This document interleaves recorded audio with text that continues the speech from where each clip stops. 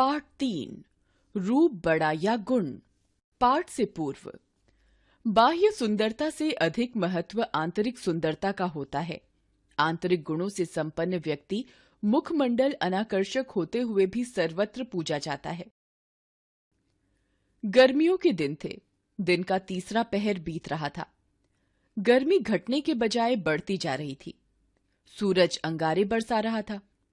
धरती तवे के समान जल रही थी। गर्मी के कारण सभी जीव जंतुओं का बुरा हाल था। उज्जैन के महाराज चंद्रगुप्त विक्रमादित्य और संस्कृत के महाकवि कालिदास बैठे हुए थे। शेष नवरत्न अपने अपने घरों को जा चुके थे। ये वही चंद्रगुप्त थे जो अपनी वीरता के लिए भारतीय इतिहास में प्रसिद्ध हैं। शकों को पराजित कर उन्होंने राज्य में शांति व्यवस्था स्थापित की। मेघदूत, रघुवंशम, अभिज्ञान, शाकुंतलम आदि संस्कृत रचनाओं के रचयिता कालिदास को सभी जानते हैं। राजा और महाकवि कालिदास गर्मी से बेहद परेशान थे। दोनों के शरीर पसीने से लथपथ थे।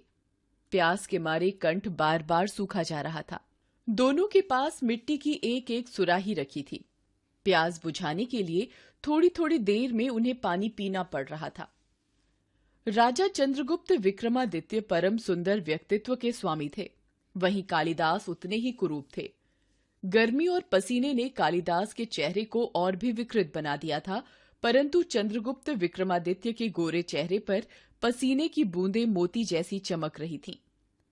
चंद्रगुप्त का कालिदास के प्रति व्यवहार मित्रवत था। दोनों में अक्सर नोकझोंक चला करती थी। दोनों एक दूसरे को बेवकूफ बनाने की ताक में लगे रहते थे। राजा किसी अवसर को खोना नहीं चाहते थे, परंतु महाकवि से करारा उत्तर पाकर भी प्रसन्न ही रहते थे। चंद्रगुप्त का ध्यान जब गर्मी से विकृत कालिदास के चेहरे की ओर गया तो वे चुटकी लेने के लिए मचल उठे।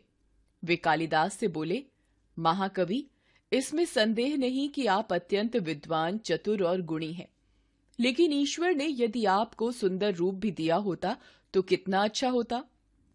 महाराज, इसका उत्तर मैं आज नहीं कल दूंगा, कालिदास ने कहा।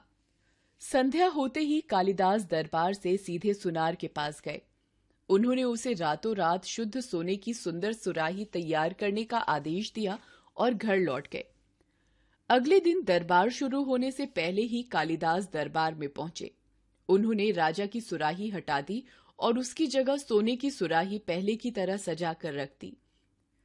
ठीक समय पर राजा अंगरक्षकों के साथ पधारे। सभी नवरत्नों, सभासदों और गणमान्य व्यक्तियों ने उठकर उनका स्वागत किया।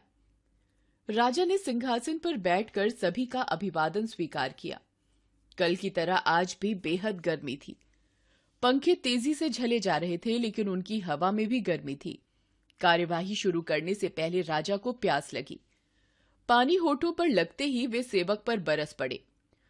क्या सुराही में उबला हुआ पानी भरे हो? सेवक डर से कांपने लगा।